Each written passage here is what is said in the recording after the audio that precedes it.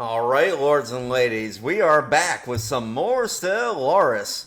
Now, we're definitely we're in a bad way. Looking at this, just yeah, we've got gray Tempest fleets just everywhere, and I am not. I don't have like the right fleet to deal with these guys. So I did some research, right, and it turns out the main reason that these things are so devastating is this weapon here. Remember I pointed out, I said, wow, it's almost like a wonder shot weapon. Well, it is a wonder shot weapon. But look at the damage. 1 to 9,999 armor, 100% accuracy. So every time this thing fires, which is like once every 12 seconds, it doesn't matter what it hits, it's going to destroy whatever it hits. It's an unsurvivable instant kill beam. And so we can't go and throw... Oh, one. I gotta do my whole classic, like, did I actually hit the record button? Okay, I did. Anyway, we can't go and throw our big battleship and stuff right into the fray. Because if we do that... It's just basically the big capital ships, the cruisers, all those, they'll get erased, like, almost immediately, and there goes a lot of the fleet power. No, the kind of fleet we need to fight the Grey Tempest is a dedicated Corvette fleet. The idea is like, okay, if we only go in with Corvettes, then it doesn't matter what they shoot. Like, yeah, they're erasing a ship every 12 seconds, but it's just a Corvette, nobody cares. So let me go in and design our anti-Grey Tempest ship. And I have some ideas for this. So let's see. What can we call this one? Well, traditionally we've been calling like the Corvettes after different animals that have been to space, but I only know Laika and Albert II. So, you know what? I'm going to look up. I got my little phone here. Handy dandy technology. Let's see what the first cat in space was called. If there even has been a cat in space.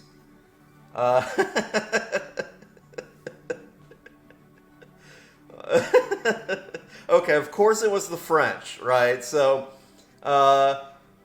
Felicette. Okay, so it's like the French word for feline. Felicette. The only cat to have ever survived a sojourn into space is now being recognized for extraterrestrial achievements in the form of a bronze statue at the International Space University in Strasbourg, France. The spacefaring feline was part of a 15-minute suborbital mission in 1963. Do we really want to call a Corvette-class ship Felicette? Now, it says that she was named after Felix the cat. Interesting. So maybe we call it the Felix class, because that's a little bit less silly. I gotta do it. It's gonna be Felicette. Okay. Felicette class, wait, F-E, oh god, it's French spelling, E-T-T-E. Okay, Felicette. Now, this is supposed to be a special character, the one with, like, the E over it, like, whatever. I'm not going to, like, I don't know the Unicode formatting needed to get that letter, so this is what we're going with. A Felicette. Every time I see that, I'm going to laugh. Oh my god, okay, so... What actual section do we want for a Felicette class ship? And I guarantee I'm not pronouncing it the correct way. I'm just going to pronounce it my way, because French is a crazy language. It's so much I love French language because it seems like 90% of it is you have to speak it with like a little bit of an attitude. And that's the only way it'll come across properly. Which is great. Like, I love that part of the personality of French speakers. It's fun. But anyway, let's see. I'm just laughing because, like, a couple of my friends were foreign exchange students who were French first language speakers. And they're a riot. Like it was so much fun to like hang out because they would just rip on each other constantly. So I hope they're doing okay in this trying time when no one can see anybody and it sucks. Anyway, so Grey Tempest Corvettes. This is I got it off of some guide off of Steam. So hopefully this will work out for us. So lots of shields, which makes sense. So they recommend Torpedo and Disruptor build. So I'm not so sure about the Disruptor, but I don't have any good autocannons yet. So we're going to go with Disruptors instead. Wait. Why is it... Oh, okay. Excuse me. Now, we also don't have any good torpedoes, but, you know, we're going to do what we can with what we got, and we're going to upgrade that to a proper one as soon as we get the tech for it. For now, though, I mean, let's see. 6.6 damage. Now I'm kind of curious if maybe we can't do it that way and we should do the point defense method instead. How much does our stage 3... Oh, actually, yeah, the torpedoes still outdamage these guys. So the reason you want torpedoes is the Tempest has... they have no... besides their strike craft, which aren't actually very good at it, they have no effective anti... they don't have point defenses of their own, but they do have... Here, we go and... Oh, God, I'm going to retype fully set. But if we look at... Let's look at their ship and break this down, right? It's all shields and armor. Well, missiles and torpedoes bypass that. So why would we go with energy weapons? Why would we go with not flak weapons, the autocannons, right? Whatever they're called, coil guns. I forget. They have a special name, but yeah, like both of those are correctly countered by the neutronium and the large hyper shields. So we need to do something that can get through these defenses, and that something is the freaking torpedoes. So yeah, we're gonna go torpedoes. Now these strike craft, they might be able to, I don't know if after the update these nanite fighters will actually, you know, potentially these nanite fighters also could shoot down missiles. I didn't think about that, actually. Well, the other reason to go torpedoes and missiles is the range is much longer. So the idea is, like, we want a big opening salvo, and we want high evasion ships, because if we're, like, we can't run with capital ships because of the energy arc. That'll destroy capital ships. And since we're running with corvettes, we're going to be relying on evasion. So the idea is, like, we want to get off as many hits as we possibly can as early as possible before the corvettes get torn to pieces. And we're going to be losing a ton of corvettes. That's why our alloy production, our actual alloys per tick, needs to go up higher. That's the other thing we're working on today. But let's get back to the ship designer real quick, right? Did they... Oh, good. They saved my amazing name. The fully set class is going to save our entire species from, like look at this evasion, right? 82%. Now, once you get to 90% evasion, which you can get to with, like, oh, this should be Picket, I believe. They actually dropped our evasion a lot. Yeah, maybe we go with Swarm instead. The higher the evasion, the better. Yeah, this gives us more evasion. Let's go with this. Now, what we're missing, there's a computer chip tech that we haven't researched yet that could get us to 90% evasion, but we're not quite there. Once we do get there, like, you cap out at 90% evasion, right? You can't get more evasion than 90%. So, it doesn't make sense, like, to put... well, if we had it, we don't even have the tech, but there's afterburners. If we put afterburners, we would get even more evasion, but we don't need it once we're at 90%. So let's get something that isn't that. Probably the auxiliary fire control or the reactor booster. This gives us more power, which is just a general boost to everything, versus this one, higher chance to hit. But it cost us 9 alloys, and we're really low on alloys.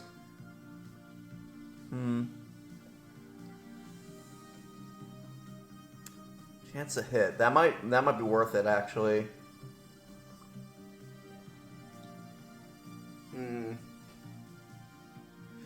Now the problem is I didn't actually write down like what little extra boosters to put on it. For now, we're going to leave it with nothing, because that means it will be cheaper, and cheaper is better. As for this, now, since we are so low on alloys, yet we have a good income of rare crystals, I'm going to go crystal infused plating instead of this stuff, the ceramo metal armor, because this, God, okay, if you look at the cost of this, it just costs crystals. It'll save us a lot of alloy while still getting us stuff. It's pretty good, right? It's still ship hull points up. Well, I guess hull points aren't as good as like armor for various reasons, but this is fine. Actually, this is good because thinking back to it, with all the strike craft that the Tempest fleet has, strike crafts aren't blocked by armor; they go through armor. So yeah, this will help with strike craft. So I'll go with that. And I guess shields, or do we go all crystal infused armor? Okay, we're going back and taking a look at this fleet again. And also let's look at this one. So this is a energy. Yeah, so we definitely do want shields to deal with this energy weapon. That's why we need shields on that design. Okay, cool. So we're going to go with hull points and, energy shields. Now, this isn't going to be my final... This is only for fighting the Tempest. So I'm going to continue to keep I'm going to keep the design of the other one. So I still will auto-upgrade. Sure, let's do that and save.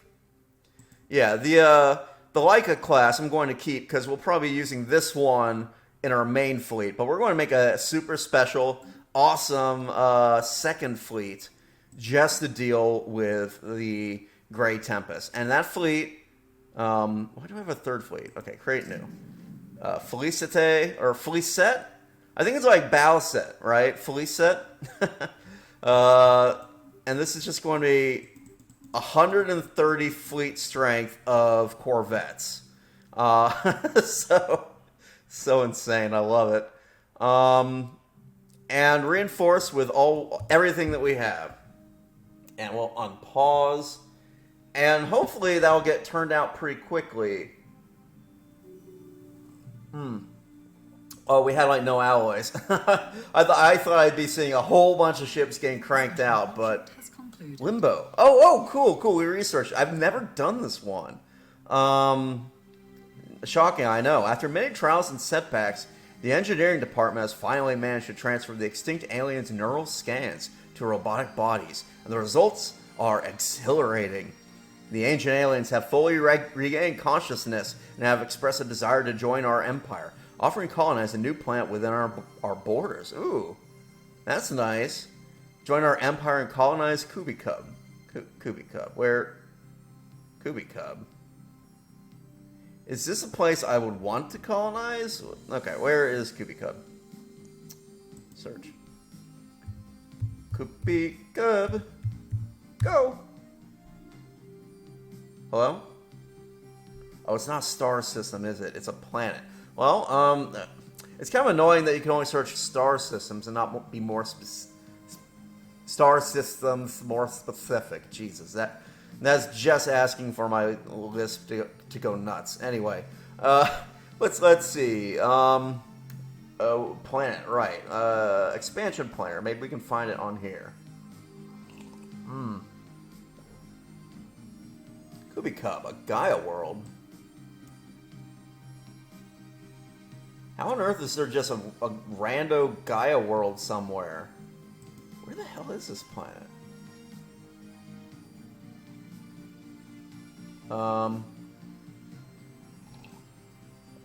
Hello? What? How do I jump to the actual planet? Okay, so I have a random Gaia world somewhere that I haven't colonized. Oh, it must be this one.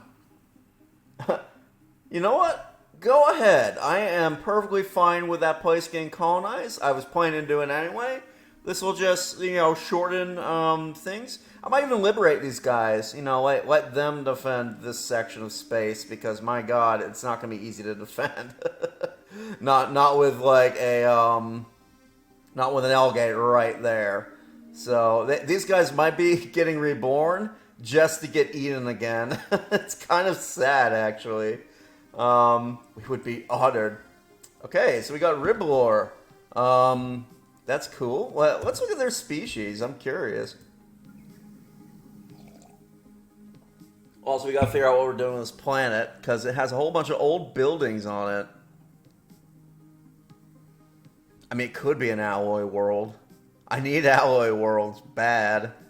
Okay, you know what?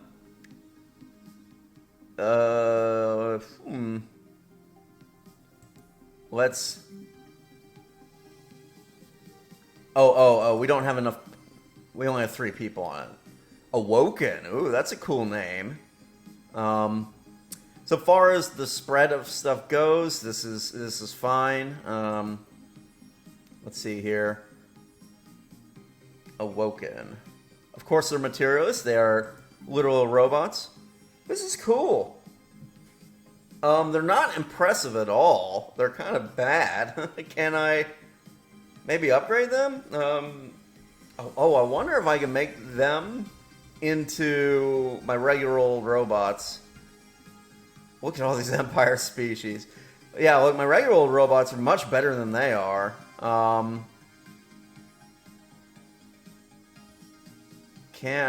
guess I can't. They are a different species. Well, let's create a template. Let's make let's give them some loyalty circuits, durable and mass produced and luxurious. Let's do it. I'm sure they'll love that. Let's see, durable, loyalty circuits. I also need luxurious, and what was the last one? Oh, mass produced. Yeah, boom, beautiful. We'll create the template and just apply it to the whole species. I love that there's no pushback when you do this. By the way, you would think that some people in the population would be upset that you were basically saying we're going to fundamentally change your bodies. You know what I mean? Look on Earth, how hard it is to okay, I don't want to raise absolute. I don't want to poke the hornet's nest here, but the rights to your body are so difficult to establish, and we're not even talking transhumanism type stuff where you're becoming a cyborg. No, we're talking about basic stuff whether or not suicide when you are in if you have a cancer, right? That's going to actually kill you, and you're in unbelievable pain, and you just want to end it a few months or years earlier. That's illegal in a lot of places. You know what I mean? It's kind of I think it's a little unrealistic that there's zero resistance in this far distant future scenario where we're basically saying, okay, we're going to change you completely. We're going to make it so that you like to live on Arctic planets and give you gills or something. It's there should be a little bit of pushback. But there isn't, so apply template. 2 months, do it. Boom. Fun. And they'll be better off that way anyway. It's good for them. More humans on the market, that's fine. So, right, we gotta get alloys, and we gotta get a ton of alloys. So, that is a thing. I'm also wondering, is there any way I can sneak in and snipe the void spawn? Probably not. Probably gonna have to wait on that. I just hope it doesn't get killed by a random one of these L-gate fleets before I get the chance to get it, because